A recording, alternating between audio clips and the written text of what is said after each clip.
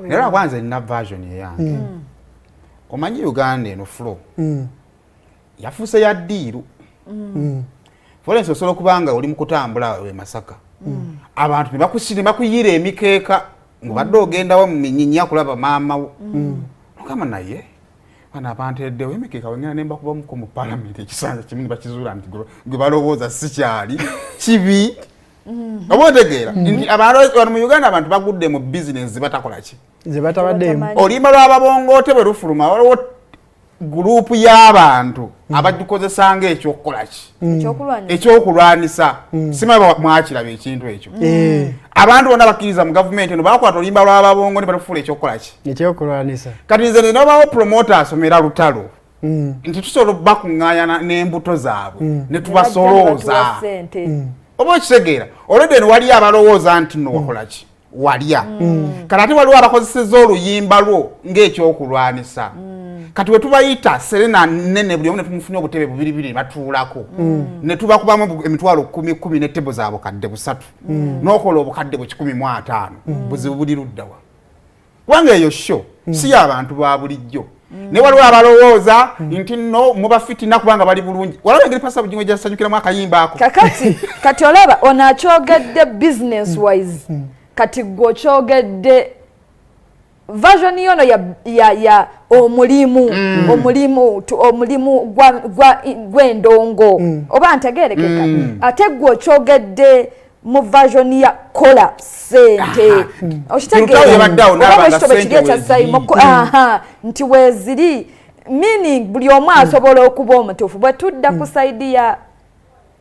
bwekito bwe kyandibadde kifukyamu bwe tudda ku saidi ya nina oluyimba lwange nkakasa nsobola oddufunamu waliwo abasobola oddufuwamu ssente era naye taba muki taba mukyamu kubanga tugenda mu nkola za Lutalo talina ngeri gy'asobola leeta luyimba n'okuleka nga lwoya muwadde okakafu n'agamba kati nze nja kgenda ku secretariat baminisita bajje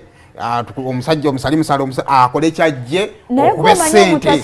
sayimera kubeera waliwo ne ange egamba nti ekivvulu ekyo kyennyini we bagulira Lutalo waliwo omuyimbi promoto we yennyini ategeka Lutalo ayina muyimbi mulala gwe badde ayina tegeka ndowooza nawe nga akatambula kasinga kubeera kwani kasinga kubeera kwoni obalaba naye nga tusobola okukikola n'ogamba nti sente kanzikole naye lwaki kiva eri omuntu industry gwe tukkiriza nti emuwadde so much ng'ali mu level ey'okuba nti ate kati ateekeddwa okuba nga naye contributing to the industry awo tugwira mu bulamu you can never get enough naye osobola sayima olaba guno omulimu ffenna tuguyinako obuvunaanyizibwa oguzimba kiringa munnamawulire akeera ku makya nagaaze bannamawulire bye bakola sibitegeera byantama ng'oli munnamawulire oli part of bo kitegeeza olina wootuukira ng'olina pati gy'olina opureyinga muki mu kuzimba endongo ya Kenya ebyaddala yagwa n'oyinza okwesanga nga balina katemba gwe bakola nga atatuukiridde ne ba OGs bali obutamanya nti balina obuvunaanyizibwa okuzimba abaddako kuba bo gye bali ab'amaanyi abaliyo batudde naye wano wansi kavuyo keereere kale ebyo byebyo nenze ndowooza sho zonna zisobola okubeerayo ne zikola successfully twali tulabyeko sho nze sho gye siryerabira yeye Evans ne Chameleone nali ne wasalina ngamba yakolako wali ku Gundeze okitegeera twalina Bitusi Juliana twalinako Nakimera Grace ne Good Life twalina Palace wadde Palace ne Alienskin era bonna ne bakola ssente bisoboka just wano ekyade kitiisaamu nti maama gwe yakamaliriza naye agambye mwemukeera buli nnaku ne mujja mukola kate ye mwagalayo okitegedde gwe lwakyokera ku makya buli nnaku n'ogenda ne kamera n'okola ku BBS n'okola ku kyoyogedde interview n'ojja ku BBS n'okola mtuma omaliriza maama tugende kunda omutima gukakkanye kale kaakati awo nga tuvuddewo